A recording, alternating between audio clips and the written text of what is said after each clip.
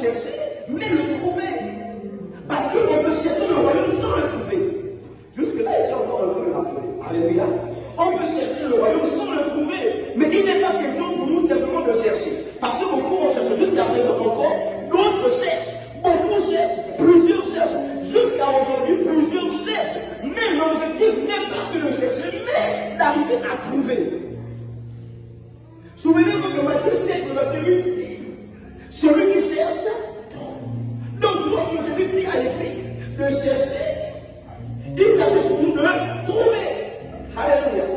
Donc de chercher premièrement le royaume de Dieu. Et ensuite la justice. Nous avons dit que comment chercher ou comment trouver le royaume de Dieu. Celui qui a trouvé le royaume de Dieu, c'est une personne qui n'est plus attachée au monde. On se souvient? Je n'ai pas de conséquence. Alléluia. Tu peux seulement dire Amen. Alléluia. Alléluia.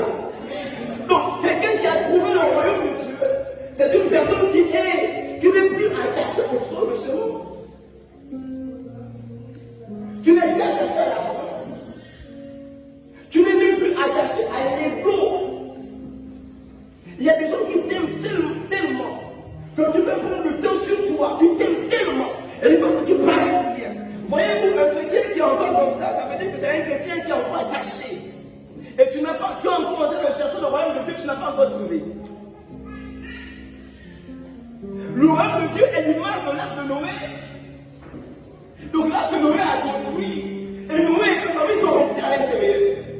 Noé et sa famille ne se préoccupent plus des choses de la vie. Noé, j'en suis sûr, ne se préoccupe même des taxes. Ne se préoccupe même plus de l'impôt. Ne se préoccupe même plus des choses de la vie parce que Noé avait reçu des révélations. Alléluia. Donc c'est une personne qui ne se préoccupe plus des choses du monde. Alléluia. Qui n'est plus attaché aux choses du monde. On en a parlé. Alléluia. Donc là, on va juste passer par dessus. Pour atterrir sur notre thème ce matin. Et la justice se met en applicabilité les lois de Dieu.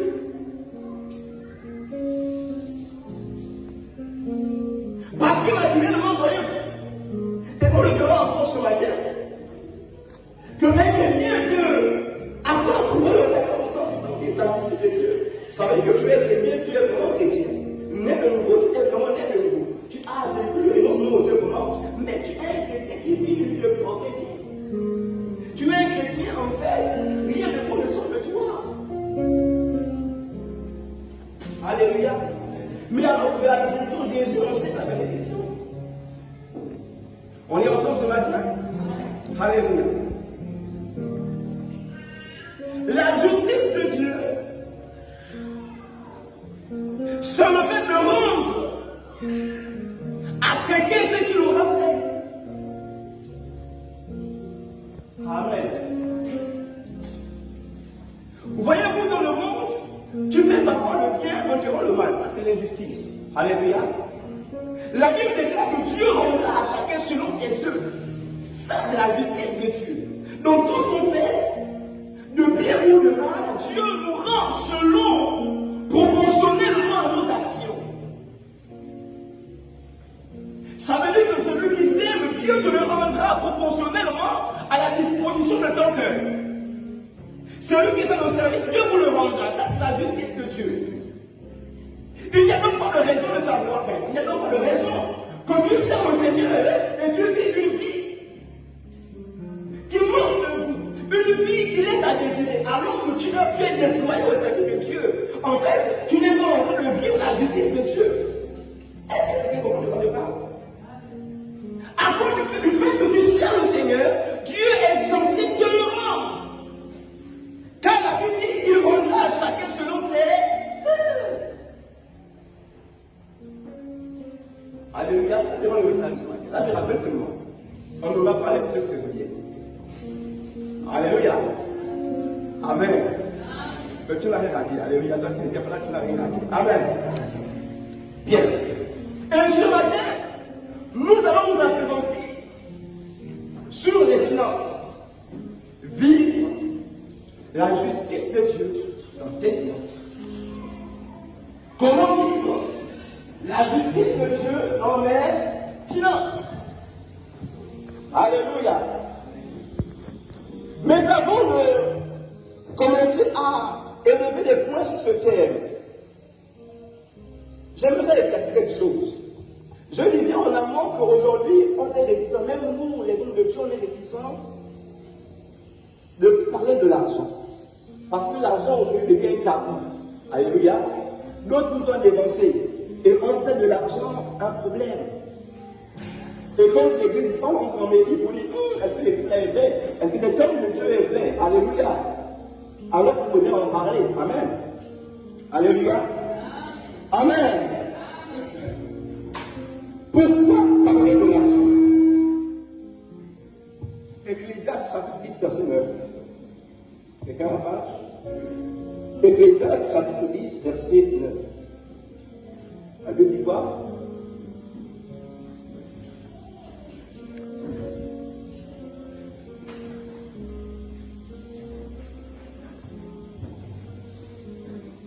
Ecclésiaste 10, verset 9. Oui. Celui qui remue les pierres en sera blessé, et celui qui fend du bois en éprouvera du danger.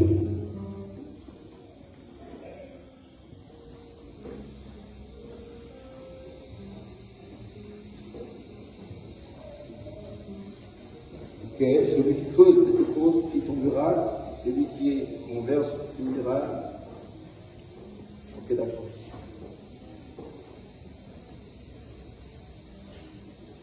Bien, ce n'est pas mon verset, c'est pas grave.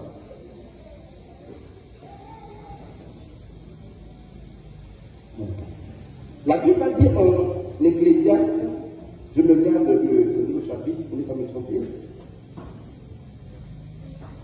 Voilà, la Bible dit l'argent répond à tout. Alléluia. L'argent répond à tout.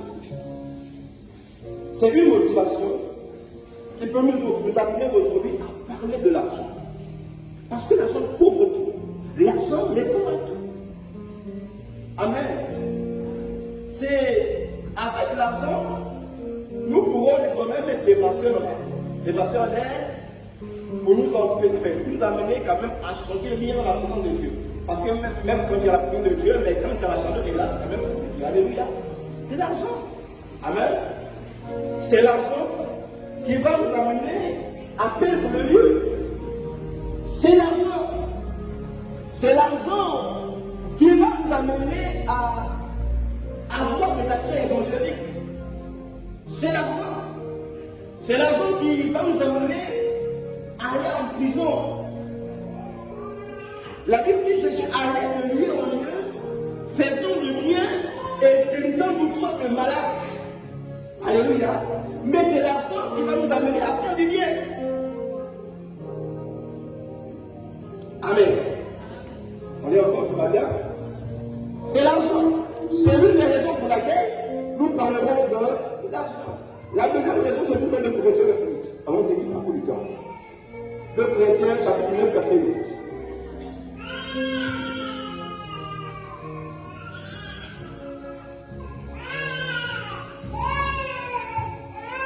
Et Dieu peut vous combler de toutes sortes de grâce. Dieu peut vous combler de toutes sortes de grâces. Afin que, possédant toujours en toutes choses, de quoi satisfaire à tous vos besoins, vous ayez encore en abondance pour toute bonne œuvre. Donc l'argent pour quoi? L'argent pour satisfaire à mes besoins. L'argent pour satisfaire à tes besoins. Premièrement, est-ce qu'on est ensemble ce matin? Donc l'argent pour satisfaire à tes besoins, l'argent pour satisfaire à mes besoins. Mais aussi, la Bible dit, afin que vous ayez davantage pour toute bonne œuvre. Donc, pour faire du bien, nous avons besoin de l'argent. Pour impacter la ville, l'église a besoin de l'argent. Pour impacter le pays, l'église a besoin de l'argent.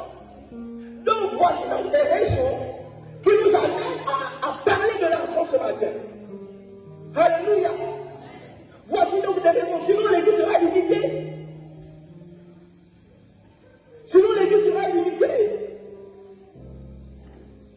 Est-ce que tu étais manipulé ce matin? Je disais donc, mon thème, c'est comment vivre la justice de Dieu dans tes finances. Pourquoi vivre la justice de Dieu? Est-ce que c'est important de vivre la justice de Dieu? Est-ce que c'est nécessaire pour moi de vivre la justice de Dieu dans mes finances? Est-ce que c'est nécessaire pour moi de vivre la justice de Dieu dans mes finances? Alléluia. Prends vite, Genèse chapitre 1. Bon, avec moi, Genèse chapitre 1. Je suis encore en train de mettre les bases. Genèse chapitre 1. Le verset 22.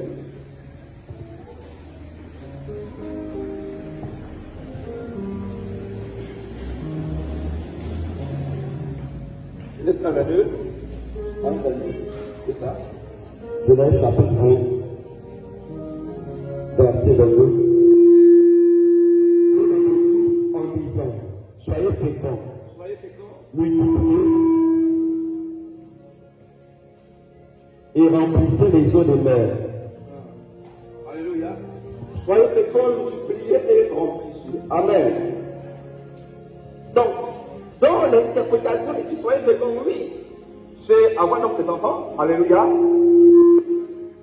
Est-ce qu'on peut approcher là? Donc, soyez féconds. C'est pas faux, c'est le fait, n'est-ce pas, d'avoir des enfants. Alléluia. De toujours avoir des enfants. Mais ici aussi, le mot soyez féconds, n'est-ce pas,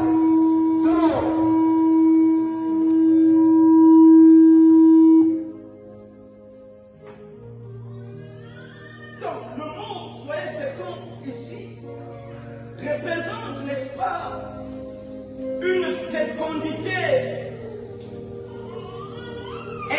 le fait de créer. Le mot hébreu ici, en fait, c'est le fait de créer. Alléluia. Les enfants sont inclus, mais en fait, ce mot n'est pas limité, parce que souvenez-vous que la Bible a été écrite en hébreu. Donc, le mot qui est utilisé pour fécond, c'est un mot ou un verbe qui signifie créer. Qui signifie créer. Les enfants, on les crée. Mais on ne crée pas que les enfants. On ne crée pas que les enfants. Créer, c'est le fait de mettre sur terre quelque chose qui n'existait pas. En fait, le mot fécond ici, c'est aussi quoi? C'est quelqu'un, n'est-ce pas, où représente une richesse intellectuelle. Quelqu'un qui a la capacité de mettre un projet sur pied. Quelqu'un qui a la capacité de créer quelque chose dans son esprit. D'inventer. Ce mot veut dire aussi inventer, créer. Lorsque la Bible dit soyez féconds, c'est soyez créatifs. Soyez créatifs. La Bible dit Dieu les bénit en leur disant soyez féconds. Soyez féconds. Soyez créatifs. Donc lorsqu'on parle de la bénédiction, on parle de la fécondité. Et la fécondité, c'est la richesse intellectuelle. La richesse mentale. Voyez-vous, tu peux avoir de l'argent, tes parents peuvent avoir de l'argent, mais quand ton esprit est faible, ça veut dire que tu ne crées pas, tu n'as pas de projet. Alléluia. Pour faire tourner, il n'y a pas des idées. La première pauvreté n'est pas une pauvreté financière. La première pauvreté, c'est une pauvreté morale et intellectuelle. Ça veut dire une pauvreté mentale et intellectuelle. En fait, la pauvreté financière n'est que la résultante de la pauvreté mentale et intellectuelle. C'est pourquoi avant que Dieu même le donne à l'homme, n'est-ce pas, la richesse matérielle, il donne d'abord la richesse intellectuelle. Il dit soyez bénis, soyez féconds. Donc la bénédiction ici, c'est le fait d'être fécond. Le fait de pouvoir créer. Je suis en train de répondre. Pourquoi vivre la justice de Dieu? Le fait de pouvoir créer. Donc si tu es un chrétien, mais tu n'arrives plus à créer. Il n'y a plus des idées. Tu as l'impression que les idées sont comme mortes. Tu n'arrives plus à concevoir. Il n'y a plus de bonnes idées. Tu as pour idée. Ça veut dire qu'il y a un problème. Lorsque tu as pour idée, ça veut dire qu'il y a un problème. Est-ce que quelqu'un comprend de quoi je parle ce matin? Alléluia. Et soyez féconds. Soyez féconds. Multipliez.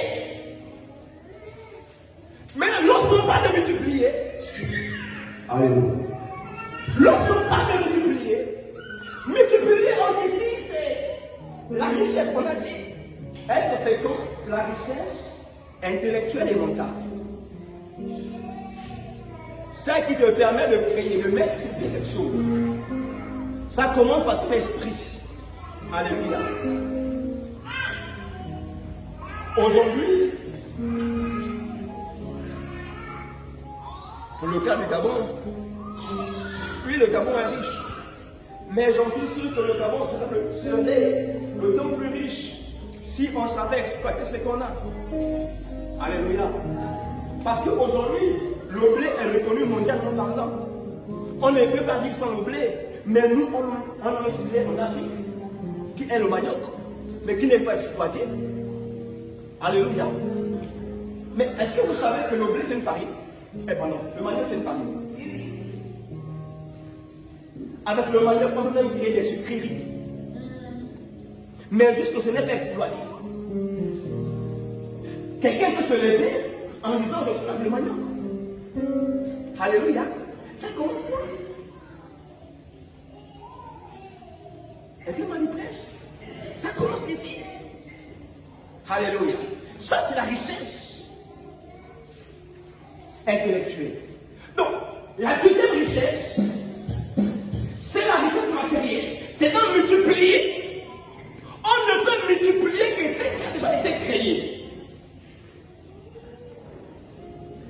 Je ne sais pas si on se comprend ce matin. On ne peut multiplier que ce qui a déjà, ce qui existe déjà. Donc ici on parle maintenant de la richesse matérielle. La matière, c'est ce qu'on peut toucher. La matière, c'est quelque chose qu'on peut toucher. Donc, lorsque fécond a créé, maintenant, la deuxième richesse est multipliée. Donc, fécond vient ensuite. Fécond doit créer, tu dois créer dans ton esprit. Tu dois avoir des idées. Ça, c'est fécond. Donc, lorsque Dieu bénit, il bénit en trois phases. Il bénit dans l'esprit, la richesse dans l'esprit, ensuite la richesse matérielle. Et après, maintenant, on peut parler de l'extrême richesse. Donc, le fait de remplir. Alléluia. Remplir, c'est l'extrême richesse. L'église aimerait lever un équipement. Si on vous dit que la richesse n'est pas de Dieu, vous voyez ici la Bible parle de la richesse. C'est comme on dit Amen. Amen. Alléluia. Maintenant le problème, parce qu'il faut bien faire ça la chose. Le problème, n'est-ce pas, c'est de faire la richesse une doctrine. Ça veut dire, on ne parle que de ça. Alors qu'on doit parler que du ça. Alléluia. Amen. Voilà. Mais on doit enseigner ces choses pour édifier les gens. On doit enseigner ces choses pour que l'Église ne vive pas la pauvreté. Parce que la pauvreté limite une personne. Tu m'as dit Amen. Amen. On peut parler ce matin? Enfin, tu me décourages. Alléluia. Parce qu'on peut parler ce matin. Alléluia. Amen. Donc pourquoi je dois vivre la justice de Dieu? En fait, parce que je suis béni depuis. Je suis béni depuis. Depuis le commencement, Dieu m'a béni. Depuis le commencement, je suis riche. Dieu m'a créé riche, il m'a dit, la Bible est là. C'est quoi Genèse 1, 22, c'est quoi? Aidez-moi, allons-y vite. Allons-y vite, les 11 verset. Oui. Dieu les bénit. Dieu les bénit, Dieu les bénit. Ça veut dire que tu es béni. Et quand on dit Amen, ça veut dire que tu es béni. La Bible dit Dieu est béni. Dieu est béni. Donc ce matin, nous parlons naturellement des finances. Donc on a dit, voilà, être compétent symbolise l'actif intellectuel. Multiplier ici, c'est la richesse matérielle et financière. Remplissez ici, c'est l'extrême richesse. Alléluia. Amen. On peut voir Ecclésiaste 10, 5 à 7. Je peux que c'est facile, je peux que c'est pas juste. Ecclésiaste 10, chapitre 5 à 7. Ecclésiaste 10, 5 à 7. Il est un mal que j'ai vu sous le soleil. Il est un mal que j'ai vu sous le soleil. Comme une erreur provenant de Comme une erreur provenant de celui qui gouverne. la folie occupe des postes. Alléluia. Écoutez, la Bible dit, c'est un homme qui parle. Il y a un mal que j'ai vu sur la terre. Je remarquais qu'il y avait une faute. Je remarquais qu'il y avait une injustice. Et puis j'ai vu un mal. Alléluia. Oui. La folie occupe des Non, postes. réponds, j'ai vu un mal. Il est un mal que j'ai vu sous le soleil. Ok, d'accord. Comme une erreur provenant Comme une erreur provenant de celui qui gouverne. La folie occupe des postes très élevés. Donc les insensés, les païens. Oui, c'est ça. Lorsqu'on parle de fou dans la Bible, c'est pas le malade mental. Amen. Lorsqu'on parle de fou, c'est le synonyme de l'insensé, c'est-à-dire le païen. La Bible appelle le païen, le méchant et l'insensé. On est d'accord? Continue. Il dit la folie occupe, n'est-ce pas, quoi? Les postes très élevés. Les païens, les roségrisiens, les francs-maçons, n'est-ce pas, les gens de la secte de l'autre bizarre, ces gens-là occupent des postes très élevés. Oui, continue. Et les riches sont assis dans l'abaissement. Et les riches sont assis dans l'abaissement. Et comme elle dit prêche, lorsqu'on dit pas des riches, c'est pas le païen, c'est le chrétien. Amen. Parce que c'est le chrétien qui a reçu la vie abondante. Aïe, aïe, aïe. En fait, je ne sais pas si c'est trop fort. Mais c'est le chrétien qui a reçu la vie abondante. Cette vie abondante a la possibilité de recréer. Où il y avait la mort, cette vie peut recréer. Alléluia. Amen. Salomon dit, il y a une erreur que j'ai vue.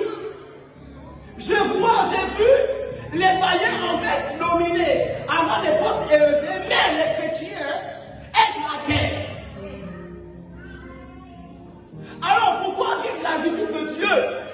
Mais c'est parce qu'il y a des erreurs. Alléluia. En fait, nous sommes là pour corriger les erreurs. Nous sommes là, c'est pour corriger une erreur. L'erreur que nous sommes en train de corriger, c'est que tu dois prospérer. Amen. Ok, d'accord. On continue. Alléluia. L'erreur que nous sommes en train de corriger, c'est que je dois prospérer. Tu dois prospérer. Alléluia. Allez, ensemble ce matin. Voici donc la raison pour laquelle nous devons vivre la justice de Dieu. Alléluia. Maintenant, venons. Il était pour moi important donc de mettre ces bases-là. Il était important de comprendre que l'argent est bon à tout. Donc, si toi tu dis que tu n'aimes pas l'argent, mon frère, ok, d'accord. Même au ciel, il y a l'argent. Alléluia. Au ciel, il y a l'argent. La poussière, c'est l'or au ciel. Alléluia. Et sur la terre, on a besoin de l'argent. Amen. Voilà. On va continuer. Alors, comment vivre la justice de Dieu dans les finances? Vous savez, lorsque on a commencé l'espace au thème, souvenez-vous qu'on a dit pour vivre la justice de Dieu, voilà, il faut que tu fournisses un dossier. Vous vous souvenez, non? Vous vous souvenez? Il faut qu'on puisse fournir un dossier. Alléluia. Matthieu 6, 9. Alléluia. Ou à partir du verset 9. Elle dit notre Père. Donc il faut que le Seigneur soit ton Père. Alléluia. Notre Père qui est aux cieux. Que ton nom soit sanctifié. Donc, ici, là, sanctifier, c'est mettre à part le nom de Dieu. Sanctifier, c'est respecter le nom de Dieu. Mais pour respecter le nom de Dieu, il faudrait que toi-même tu sois sanctifié. Toi-même tu sois mis à part. En fait, c'est une personne qui doit vivre dans la sanctification. Alléluia. Et on a continué, on ne reviendra plus dessus. Maintenant, là, pour le cas des finances, comment vivre la justice de Dieu dans mes finances? Je dois effectivement fournir un dossier. Alléluia. Pourquoi fournir un dossier? Vous savez, dans toute administration, lorsque vous allez par exemple à la mairie, vous voulez vous marier, comme je suis marié, vous voulez vous marier, vous allez rencontrer monsieur le maire. Alors on vous demandera de fournir un dossier. Et qui m'a dit amen? On vous demandera de fournir un dossier. Si vous voulez inscrire les enfants à la classe GS, on vous demandera de fournir un dossier. Alléluia. Vous voulez vous inscrire dans une compétition, on vous demandera de fournir un dossier. Lorsqu'on veut, on réclame la justice de Dieu, n'est-ce pas? Il faut aussi fournir un dossier. Ça, tu n'as pas compris. Je dis que quand tu réclames la justice de Dieu, tu dois fournir un dossier. Alléluia. Tu dois fournir un dossier. Et qu'est-ce que je pense? Amen. On est ensemble ce soir, ce matin, pardon. Amen. Premièrement, mes pensées, nous parlons donc de l'argent. Comment vivre la justice de Dieu dans nos finances? Mes pensées doivent être renouvelées à l'égard de l'argent. Alléluia. Mes pensées doivent être renouvelées à l'égard de l'argent. Alléluia. C'est ce que moi j'appelle ici la méditation. Sentez votre attention ce matin. Premièrement, mes pensées, nos pensées doivent être renouvelées à l'égard de l'argent. Donc, cette phrase-là, moi je l'appelle l'habilitation. Voyez-vous, si vous voulez faire des sites, si vous voulez travailler dans le pétrole, il vous sera impossible de travailler dans le pétrole si vous n'avez pas une habilitation. Est-ce que vous le savez? Il est impossible, mesdames et messieurs, ce que Dieu veut vous donner, ce n'est pas d'abord de l'argent. Premièrement, je dois comprendre que Dieu ne veut pas d'abord me donner de l'argent. Mais Dieu veut que je sois un canal, un instrument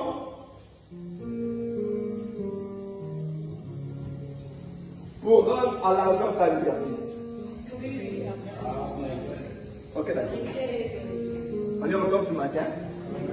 Regardez, la première chose, Dieu veut que tu sois un instrument pour rendre sa liberté aux finances, sa liberté à l'argent. Ok, je comprends vos regards. Ce qu'on n'a pas compris, c'est que l'argent a été soumis à la corruption. En petit français, ça veut dire que l'argent est condamné. L'argent est condamné. Romains 8, 19. Romains 8, à partir du verset 19. On va comprendre. Romains 8, à partir du verset 19. Romains 8, 19. À partir du verset 19. À partir du verset 19. Donc, avec lui. Aussi la création. La création, donc, dit l'argent. Aussi l'argent. Aussi l'argent. Attend-il avec un ardent désir. Avec un ardent désir. La révélation des fils La de Dieu. révélation des fils de Dieu. Car l'argent a été soumis soumis à la vanité, non de son gré, non de son gré, mais à cause de celui qui l'a de soumis, celui qui lui a soumis, avec l'espérance qu'il aussi sera affranchi de la servitude, sera libéré de la servitude, de la corruption, pour avoir part à la liberté, de la gloire des enfants de Dieu. Verset 2. Or, nous savons jusqu'à ce jour, l'argent tout entier soupire et souffre les douleurs de l'enfantement. En fait, ça veut dire que l'argent aussi, n'est-ce pas, a été contraint. L'argent a été contraint, n'est-ce pas, de servir des dieux bizarres. Alléluia. L'argent a été contraint parce que l'argent était pour servir Jésus. L'argent était pour servir le roi, pour servir Dieu. Mais le diable a contraint l'argent. La Bible dit que l'argent a été contraint à la vanité. Aujourd'hui, avec de l'argent, parce que l'argent est une créature, sinon une création. C'est pas l'homme qui a inventé l'argent, je vous assure. Mais Dieu a mis cette sémence en l'homme. C'est une sagesse que Dieu a inculquée à l'homme. Même si l'homme l'a sorti de lui, mais c'est une sagesse qui vient de Dieu. L'argent appartient à Dieu. C'est pourquoi la Bible dit à moi, la Bible dit à moi l'argent. Alléluia. L'or et l'argent m'appartiennent, Jésus. L'or et l'argent m'appartiennent. Amen. Donc Dieu a mis cette sémence, cette capacité dans l'or. Maintenant, c'était simplement à l'homme de sortir cela. Mais la Bible a dit que l'argent a été contraint à la vanité. Alors que l'argent était pour servir Dieu.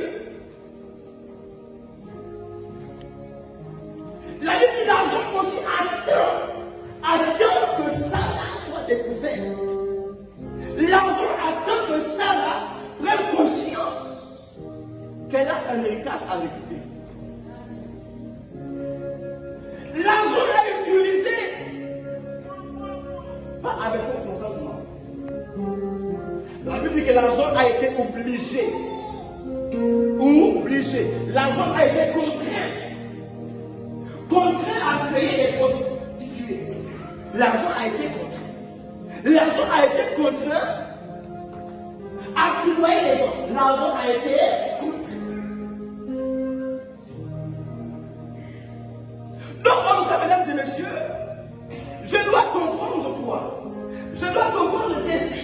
Parce que Dieu ne veut pas en fait que donne-toi de l'argent aujourd'hui et demain. Alléluia. Il y a des gens, avant que Dieu le bénisse là, le gars il est fini. Amen. Et puis maintenant, quand Dieu va le bénir, c'est là qu'on verra son vrai visage. Alléluia. Dieu ne veut pas de ça.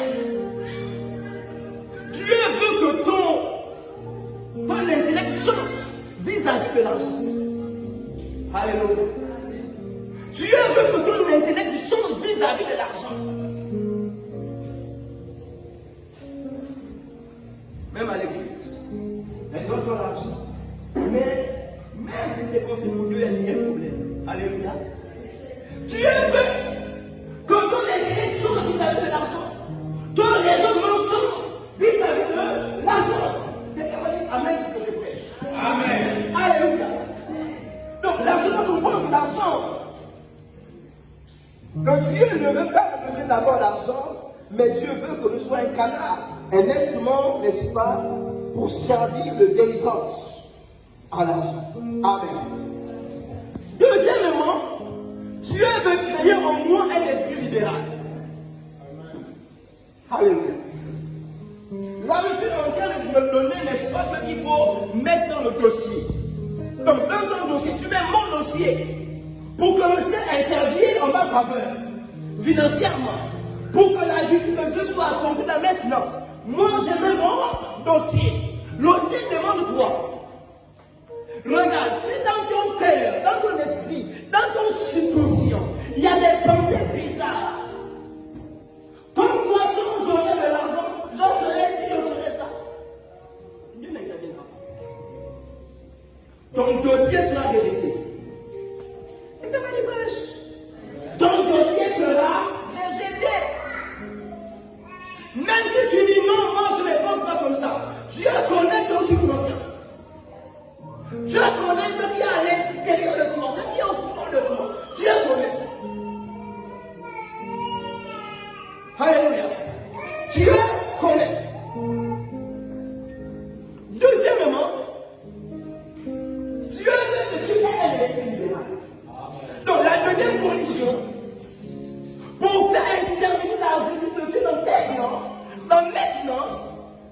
j'ai un esprit libéral.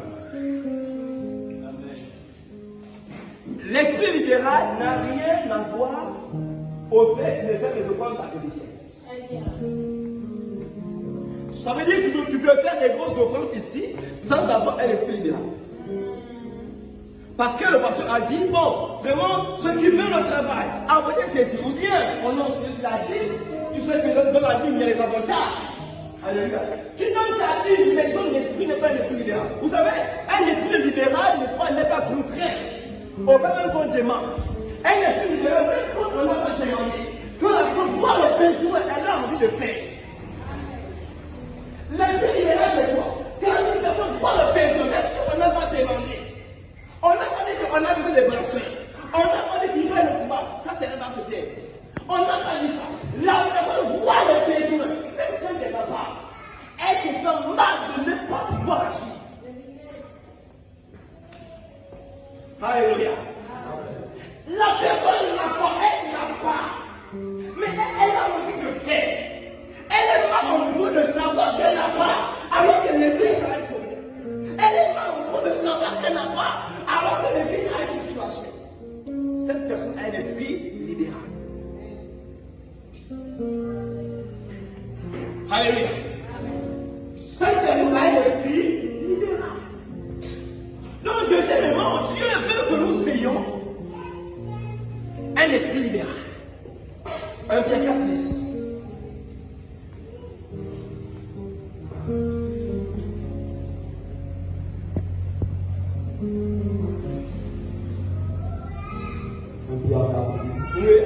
Comme des bons dispensateurs de diverses grâces de Dieu, que chacun de vous, mette au service des autres, le don qu'il a reçu.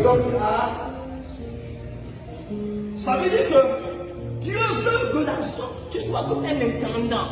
Est-ce que tu es prêt à être comme un intendant? Un intendant, c'est un gestionnaire. C'est ton salaire. Tu complètes ton salaire. C'est comme si Dieu te paye pour aider les autres. Tu peux le faire? Comment tu es disposé comme ça? Tu es en train de répondre aux éléments de nos éléments. Alléluia. Tu es en train de répondre.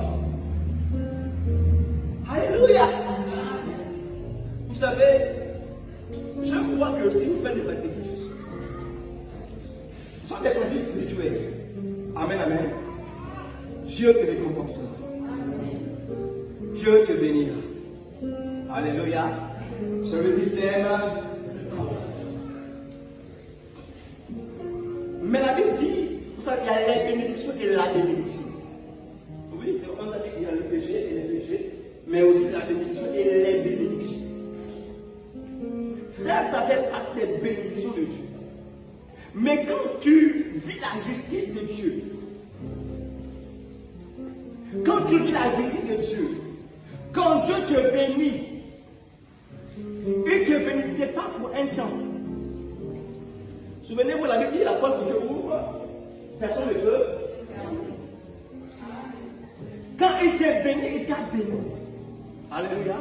À moins que toi-même, par ta désobéissance, on se souvient de l'Israël, alléluia, qui a à maintes reprises tombé dans le coup de la prostitution et autres. Amen. Mais quand Dieu te bénit, il t'a béni. Alléluia. Quand Dieu te bénit, quand le ciel est favorable, le ciel est favorable. Quand la rosée tombe là, c'est plus possible que la rosée vienne après ça ne veut pas. C'est plus possible. Ça tombe simplement. Ça ne fait que tomber.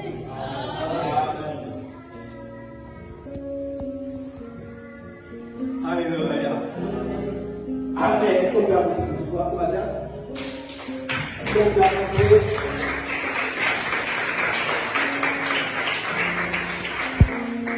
Alors, je disais, Dieu ne veut pas seulement que je fasse des offrandes sacrificielles, mais il veut que je sois libéral.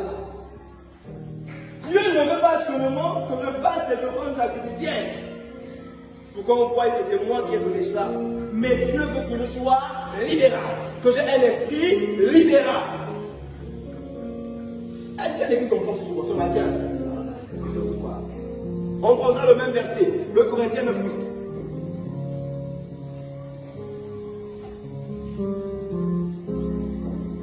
Allons-y vite,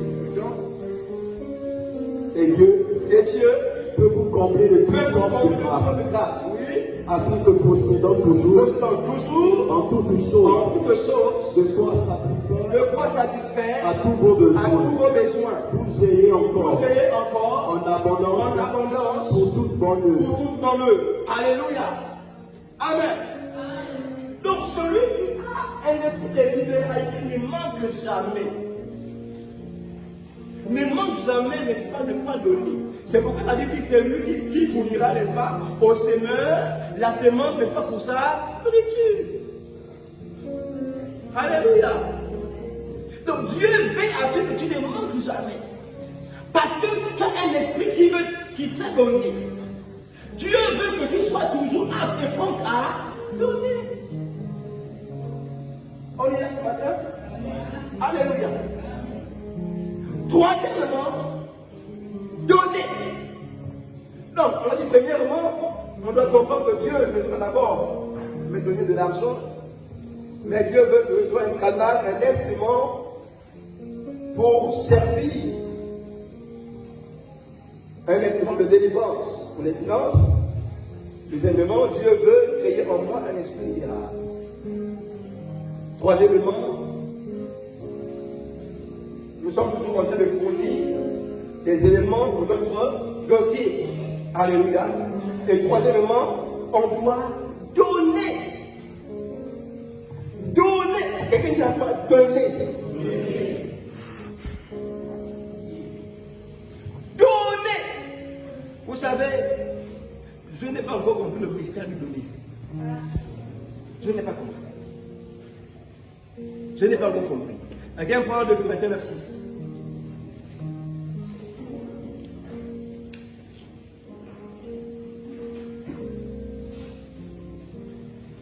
Oui. Sachez-le, Sachez-le. celui qui sème peu, On doit s'aimer par donner.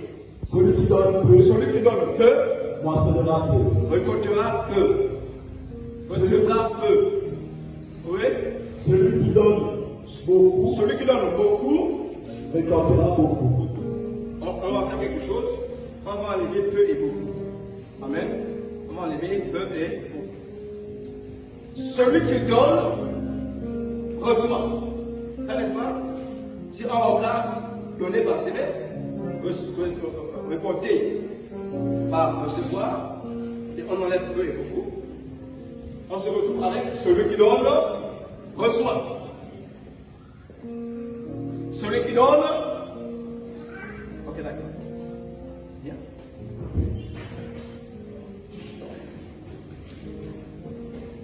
C'est mon information. Voilà. Je donne à Sarah. Tu le verras après, hein? C'est l'autre. Donc, je donne à Sarah la main. J'ai donné à Sarah. Non, il faut qu'on voie. Amen. Là, j'ai donné à Sarah. Entre Sarah et moi qui a reçu. Et Sarah qui a reçu, n'est-ce pas? Si quelqu'un a perdu, c'est moi qui a perdu parce que j'avais l'argent. Et quand je lui donne, j'ai plus rien. Sarah a reçu et moi, je devrais avoir perdu. On est d'accord? On n'est pas d'accord? N'est-ce pas? J'ai perdu. Sarah a reçu, moi j'ai perdu. Mais la Bible dit ceci. La Bible dit, celui qui donne, reçoit. Ça ne compte pas.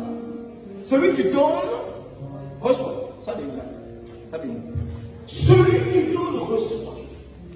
Écoutez, dans le principe de Dieu, Dieu fait, en fait, lorsque quelqu'un décide de donner, ce que je ne sais pas, c'est que Dieu bâtit avec moi une alliance. Parce que Dieu a des besoins sur la terre. J'ai envie de prêcher ce matin. Regardez, hommes, mesdames et messieurs, Dieu a des besoins. Il y a ce qu'on appelle des besoins, ce que j'appelle des besoins de Dieu. Est-ce que vous le savez? J'ai envie de prêcher, aidez-moi à prêcher. Alléluia.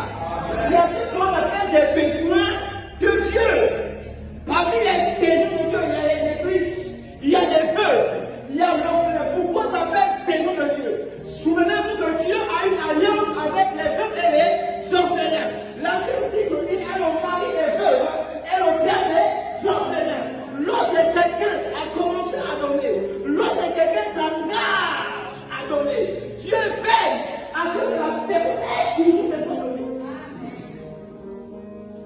Alléluia. Dieu veille à ce que la personne qui dort, la personne qui a l'esprit libéral, ait toujours de quoi donner parce qu'il a des besoins. Et cette personne devient un gestionnaire. Ça veut dire même que tes finances ne dépendent plus de ton travail. Tes finances dépendent de partout pourquoi Dieu paiera. Parce que tu es un donneur. Parce que tu as un esprit libéral. L'église a un problème aujourd'hui. Pourquoi? Des gens font des sacrifices, mais ne connaissent pas ou n'ont pas un esprit libéral. Parce que l'esprit libéral, et qu'il m'a dit à un homme, l'esprit libéral n'est pas pour donner au pasteur, et qu'il m'a dit Amen. Mais l'esprit libéral, c'est aussi comme tu vois mon frère, même s'il n'est pas pasteur, même si c'est le frère de mon, alléluia, le frère le moins, j'ai vu le frère avec le même pantalon, mais tu fais des courses de fruits ici. C'est pas mauvais. Et pourtant le frère est là-bas avec le même pantalon. Amen, amen. Ça c'est l'hypocrisie. Alléluia. La personne n'a pas l'esprit libéral. Alléluia. Je dis pasteur, je parle contre moi. Je ne dis pas que c'est mauvais de donner pasteur. Je ne dis pas que c'est mauvais de faire des offrandes. Mais j'ai dit qu'on doit avoir un esprit libéral. Et l'église n'a plus cet esprit-là. Mais c'est pourquoi en fait, on voit que surtout l'église au Gabon, on connaît une pauvreté. Et même ce qu'on attend par gloire, c'est une fausse gloire, c'est une gloire trafiquée, c'est une gloire calquée, c'est une gloire où on escroque les gens et on dit que Dieu va bénir. C'est faux, tu es un escroc. Tu es le gars, c'est un béni, alléluia. C'est une bénédiction falsifiée. Il y a des bénédictions falsifiées. J'ai vu des gens dire que Dieu m'a béni, mais le gars est rentré dans la secte. Alléluia. Mais Dieu veut te bénir. Mais sauf que ton dossier, il y a des éléments qui manquent dans ton dossier. Si, même si tu as la réputation, mais tu n'as pas l'acte de naissance, mon ami, on ne connaît pas ton identité. Alléluia. Le DG de Péréco aura du mal à faire confiance. Il aura du mal à t'embaucher. Amen.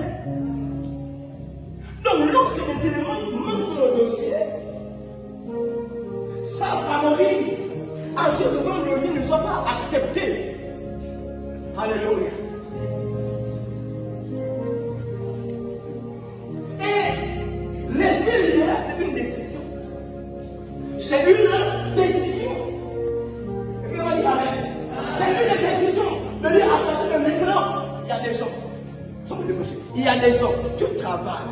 Même si tu es chrétien depuis maintenant, ça fait 11 ans. Tu travailles quand même. Tu as quand même un salaire minimum de 300 000. Alléluia. Mais tu n'as jamais le temps de toi-même dit, tu n'as jamais dit ou pensé. Donc, cette fin du mois-là, quand même, j'enlève les 20 000 francs là, je suis à aider quelqu'un. Tu ne l'as jamais fait. Là, tu l'as pas fait. Alléluia.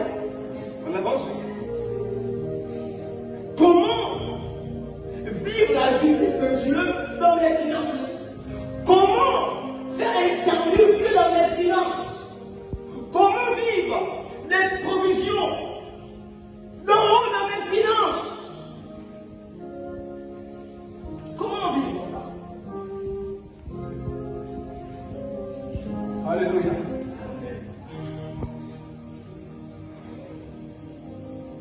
Quatrièmement, souviens-toi qu'on a dit là pendant la justice, on n'a pas dit le royaume de Dieu, n'est-ce pas? Donc là j'imagine qu'on est maintenant dans le royaume de Dieu. Alléluia. Parce que si tu n'es pas dans le royaume, il te sera difficile de vivre la justice de Dieu. Alléluia. On a dit que si je suis au Gabon, je ne peux pas réclamer la justice de la France. Parce que je ne suis pas un citoyen français. Mais si je suis français, même quand je suis au Gabon, et que j'ai un problème au Gabon, je peux toutefois réclamer, n'est-ce pas, l'intervention de la France. On est d'accord? Parce que je suis citoyen du royaume de la nation française. Alléluia. Bien. Donc nous sommes au royaume de Dieu. Et dans ce royaume, il y a des impôts et des taxes. comment vivre la justice de Dieu. Mon ami, toi tu pêches. Même si tu fais une grosse offrande ici, mais tu es infidèle dans tes dîmes. Ça veut dire que, vous voyez, c'est comme une entreprise. L'entreprise fait beaucoup dans le social. Hein? L'entreprise fait beaucoup dans le social. Elle donne. Mais elle ne paie pas ses impôts. L'entreprise, elle donne. Mais elle fait dans le social. Elle ne paie pas ses impôts. Elle doit à la CNSS. Et maintenant, l'État gabonais, parce que c'est au Gabon, décide alors de soutenir 50 entreprises. Est-ce que vous pensez que l'entreprise qui lui doit sera sélectionnée dans les entreprises qu'elle veut aider? Non, pourquoi? Parce qu'elle n'est pas à jour de ses taxes. Et pourtant, elle donne. Et pourtant, elle fait du social.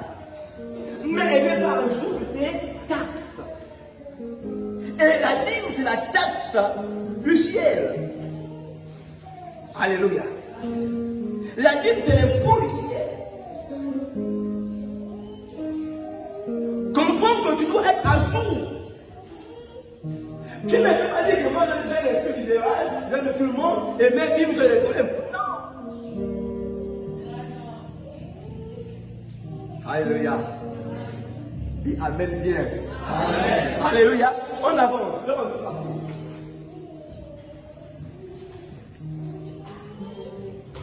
Alléluia. Avant de terminer, je vais ici interpréter un peu le comportement de quelques femmes. De quelques femmes, n'est-ce pas, qui ont été, j'ai l'impression, escrotées.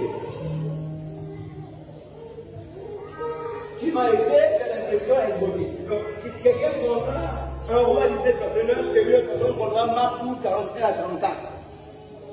On va aller bien avec les gens. Un roi 17 à partir du verset 9. À qui tu es? Un roi 17 à partir du verset 9. Yes. Lève-toi. Lève-toi. Va à Sarepta. Va à Sarepta. Qui appartient à Sidon. Qui appartient à Sidon. Il demeure là. Il demeure là. Voici.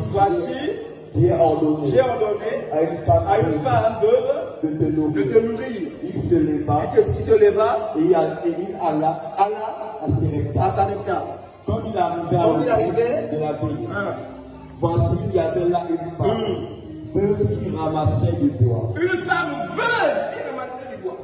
Il appela et dit, va me chercher, je te prie, un peu d'eau dans un vase afin que je boive. Et elle alla en chercher. Il appela de nouveau et dit, apporte-moi, je te prie, un morceau de pain dans ta main. Et elle répondit, l'Éternel, ton Dieu est vivant, je n'ai rien de plus. Je n'ai qu'une poignée de farine dans un pot et un peu d'huile dans une cruche. Et voici, je ramasse 2 morceaux de bois. Puis je rentrerai et je préparerai cela pour moi et pour mon fils. Nous mangerons. Après quoi, nous mourrons. Voilà l'histoire. Un homme de Dieu. Je crois. Dieu lui aurait dit de lutter. Donc Dieu, quand il regarde le pays, il regarde la contrée là. Dieu n'a dit que la France veut se faire les mains. Dieu aurait pu dire à Élie que va chez le roi. Dieu aurait pu dire à Élie, va chez une personne, n'est-ce pas, chez qui une personne qui a les moyens de se tenir. Mais Dieu dit à Élie que va chez une veuve qui est à Sarepta, que moi j'ai ordonné à cette veuve de te nourrir. Bon, j'aurais encore cru que c'est une veuve heureuse. Mais lorsque Élie va, il arrive l'autre, mais c'est une veuve qui est mourante. C'est une veuve, la Bible dit, elle n'avait qu'une poignée de farine dans son pot et une poignée d'huile dans la cruche pour préparer un gâteau pour elle et son enfant. Et certainement après, ils mourront. Mais monsieur Élie, l'homme de Dieu, les pasteurs, il vient quand même là. Et c'est là où il dit, donne-moi. Il vient quand même là. Et c'est là. La femme n'a rien. La femme a ses problèmes. Est-ce qu'on comprend? La femme a ses problèmes. Elle a ses problèmes. Les affaires ne vont plus. Elle est veuve. Elle a pas de mari. La famille l'a abandonnée. Mais Élie, l'homme de Dieu, vient quand même là. Et dit, ma fille, Bélatie. Dieu, l'homme de Dieu, vient quand même là. Et dit, ma fille, l'homme de toi. Les pasteurs viennent quand même là. Et disent, dors. Les prophètes viennent quand même là. Et disent, fond. Mais homme de Dieu, les pasteurs, c'est comme dans ça m'a dit, c'est dur. C'est pas que je ne veux pas faire, mais c'est compliqué. Je ne peux pas y arriver.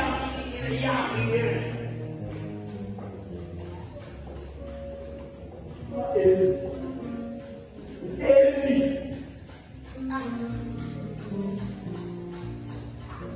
Je me demande si c'est humain. Parce qu'il lui a comprendre et puis certainement que le dépontifie est allé à lui. Et il a dit, donne-moi. Comprenez mon ironie ce matin. Élie était un vrai homme de Dieu. Élie était humain. Élie, avec compassion, je puis vous rassurer. Mais Élie savait aussi que même si lui restait un peu, Élie savait aussi que si elle le fera, le ciel va bouger. Élie le savait bien. Élie le savait bien. Alors ce qu'il fait, c'est pas l'expliquer. Parce que je sais que mon Dieu pourvoira. Parce que je sais que mon Dieu pourvoira pour. Marc chapitre. Tu as dit combien? 12, 11. Marc chapitre 12. Alors je dis. Marc chapitre 12, verset 41 à 44. Oui, c'est ça. Jésus C'était assis sa vie C'était assis sur sa vie du tronc. Regardez comment la foule mettait de l'argent. Plusieurs riches mettaient beaucoup. Il fait aussi une pauvre veuve. Elle lui mit deux petites pièces. Pesant un quart dessus.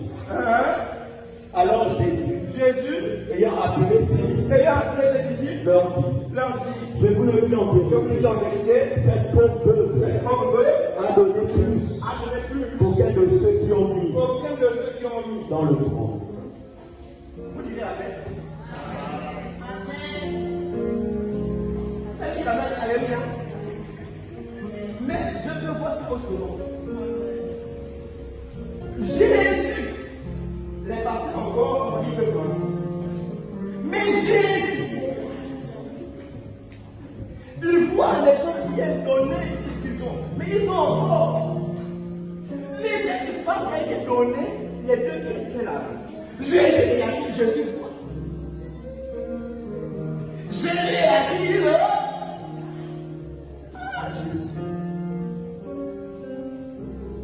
Jésus aurait pu dire, écoute, même une pièce, l'autre pièce va garder pour manger à la maison. Oui, Jésus est assis, maman, Jésus est assis. Une fois, la veuve, elle est encore veuve. Elle n'a personne, elle n'a pas de mari. Jésus voit cette femme mettre les deux pièces. Après cette pièce, elle n'a plus rien. Jésus voit. Il n'inquiète pas, il voit. Est-ce que Jésus sait que la vie de savoir? Mais quand on va dire oui, Seigneur, là, je vais te répondre. Ok, d'accord. Donc, elle part là. Quand elle rentre là, elle mange quoi? Quand elle rentre là,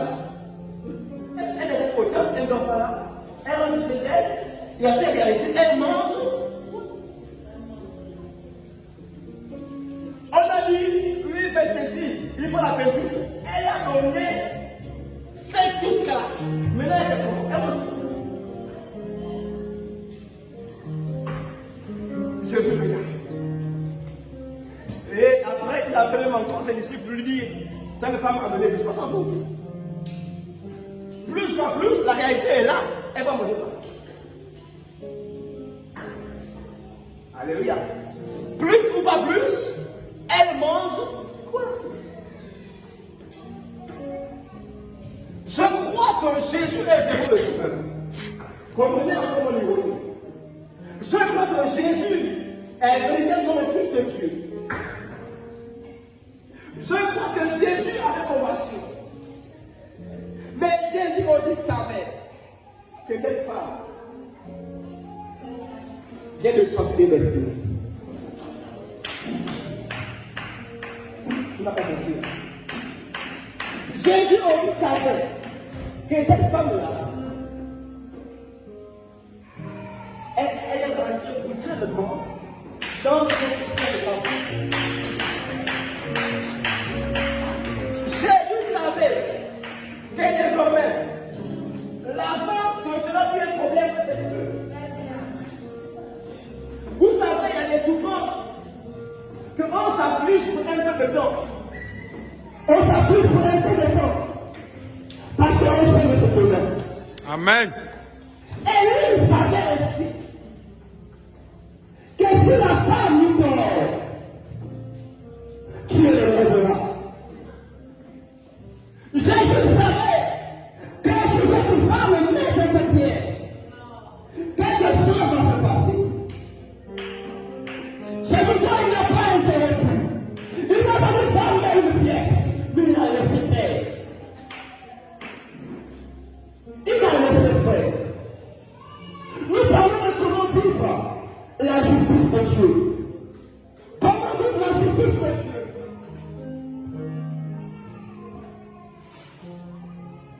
Je termine par cette histoire. Luc 17 à partir du verset 9. Les frères et les sœurs, bien-aimés dans le Seigneur, je peux être chrétien, je suis sauvé, mais je vis une vie de nonchalance. Je vis une vie, je prends le temps à mendier. En tout cas, Dieu agira toujours. Dieu va permettre à ce que les gens viennent m'aider. Alléluia. Mais c'est là en train de mendier. Comme je suis chrétien et bien compatissant, il va suffire de passer de moi un envie pour me donner. Mais je serai en train de mendier. Tu as dit Amen? Dieu est compatissant. Il va permettre à ce que maman Cathy ait de quoi me donner. Mais je serai en train de mendier. Et la Bible, on va lire, parle d'un homme, Lazare.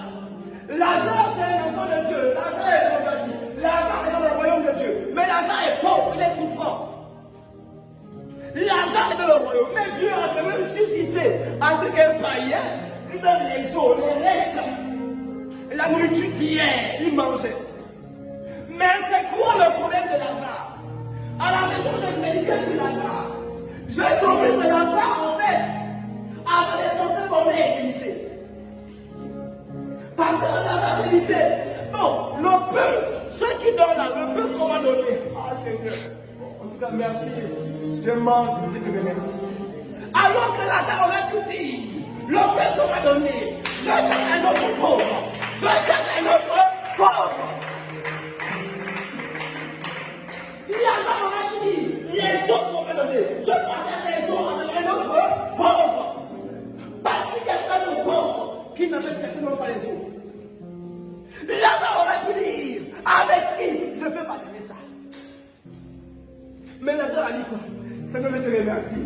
Aujourd'hui, j'ai eu 3 jours. L'autre a quand même péché. Et il m'a péché. La Bible dit Lazare est mort. Il est au ciel, il est mort pauvre. Il est mort pauvre. Alors que la Bible dit, la même Bible dit, Marc 30, et Marc 30 termine.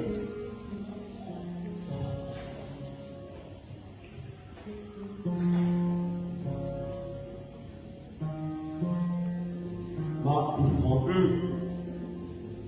Je veux dire en vérité, il est personne qui, à cause de moi, Il a posé la bonne nouvelle, sa maison, ses frères, ou ses sœurs, ou sa mère, son père, ou ses enfants, ses terres. Ne reçoit au centuple présentement dans ce siècle des maisons, des frères, des sœurs, des mères, des enfants et des terres, avec des persécutions, dans le siècle à venir, la vie éternelle. N'ayez pas peur de la persécution, même sans recevoir. Ça change quoi? Alléluia.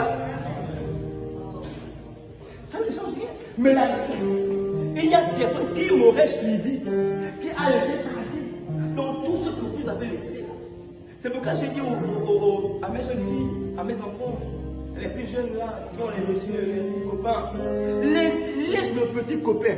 Dieu te donnera un grand époux. Alléluia. Laisse le petit ami. Dieu te donnera un grand ami. Bon, maintenant, sauf si vous êtes là au foyer, vous êtes des enfants. Là, on vous encourage le mariage. Alléluia, on vous encourage. Amen. Mais quand c'est encore, vous voyez encore, ça blesse. Parce qu'il y a des promesses.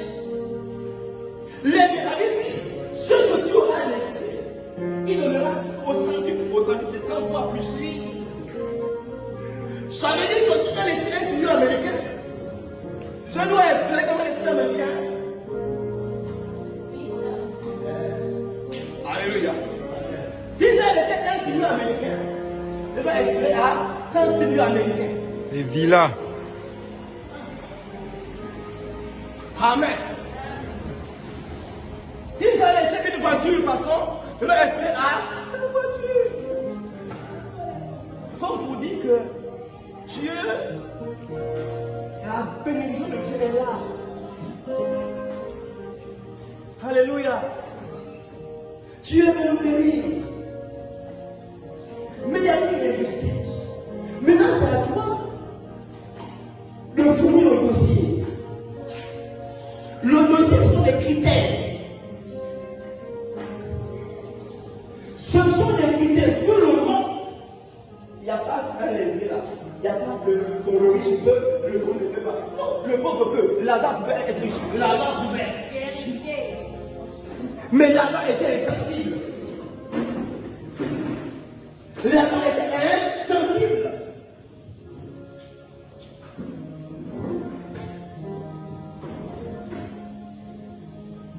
Alléluia. Amen. Vous me direz sur parabole, oui, sur parabole.